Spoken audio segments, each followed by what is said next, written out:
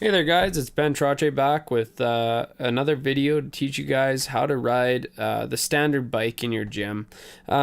We aren't going to worry about a specific bike here, but we are going to show you a few things to adjust your bike to fit you best and get your cardio session on. I got my friend Catherine Cole from 360 Fitness to give me a hand in showing you guys exactly the few things that you do want to change before you start your cardio session. The very first thing that you want to change with the bike is going to be the seat height. So Catherine's going to walk into the frame here and show you the point on her hip where you want the bike seat height to be. So she points right at the head of her femur, and it's a little bit of a bony process just at the lower part of your hip. This is the handle that she's pointing at. This is the handle that will move the bike seat itself so that you can move it up and down. So she puts it right down to that height that will work best for her at her hip level so that she can get on the bike and have a straight elongated leg. With most bike seats, you will find that they are numbered. So after you find that appropriate bike seat height for you, you can just adjust it to the number rather than having to find the hip every time. The second most important thing when adjusting a bike is the foot restraint. Most bikes have an adjustable foot restraint and you can adjust them with your hand. So here Catherine shows her foot doesn't quite fit properly in the foot restraint. What she then does is she's going to adjust it so that it better fits her foot. This might take a few times for you guys to get to really make sure that the foot restraint fits your foot properly. After she fits her foot or fixes her foot restraint, adjusts it and makes sure it's good, she has a nice tight foot within that foot restraint. That's exactly what you want. So after you've got the seat height and the foot restraints all figured out, you're going to mount the bike as Catherine's doing here. Make sure you always have a point of contact with your hand, and so you can get on and start pedaling. She has a nice elongated leg as well, as you saw, and that does make for a better, smoother bike ride. Here's your control panel. On your control panel, you're going to see a few options that I will get into, but it does vary from bike to bike as to what is offered. Some bikes you will see will have a heart rate monitor as well.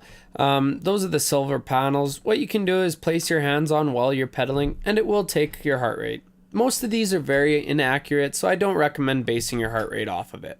Getting back to the control panel here, guys, I did want to show you how to change the intensity and or the time of your workouts. So once you've selected a workout, it most likely will ask you to change the time as well as the level. So the one Catherine's pointing at is actually how to change the intensity of your workout or the level of your workout on this particular bike. This panel is a way to change time a little bit more quickly rather than notching the time button up and down, as well as you can do it with the level. So from bike to bike it will vary, so I'm not going to get into it too much. Here you'll see that the bike is actually running through instructions on how to select a workout or press quick start to get a workout going right away. What Catherine's going to do here is she's going to select quick start so that she starts a quick workout, and then she's going to adjust the level accordingly.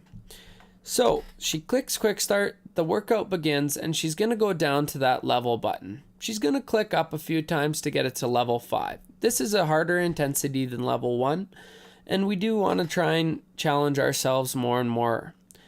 After she selects that, she's going to be able to track her distance, her RPMs, as well as her calories, and these are good baselines or good numbers to use. Typically, the calories that are used on these bikes, or the calorie counter on these bikes, isn't too accurate, but it is something that you can go off of to really track your performance or calories burned.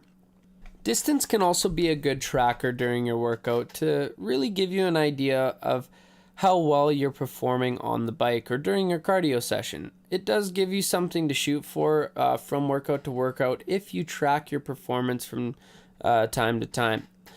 RPMs are also something that you can follow upon just to make sure that you're keeping on pace with your distance that you maybe have set in the past. That wraps up the video today, guys. I hope it was instructional and helped you kind of get the formalities of how to adjust your bike seat, change your foot paddles, as well as a few things about control panels on the bikes themselves. If you guys have any questions or concerns, please comment on the YouTube page and we can get back to you as soon as possible. My name is Ben Trache. Thank you very much for watching. Have a good night.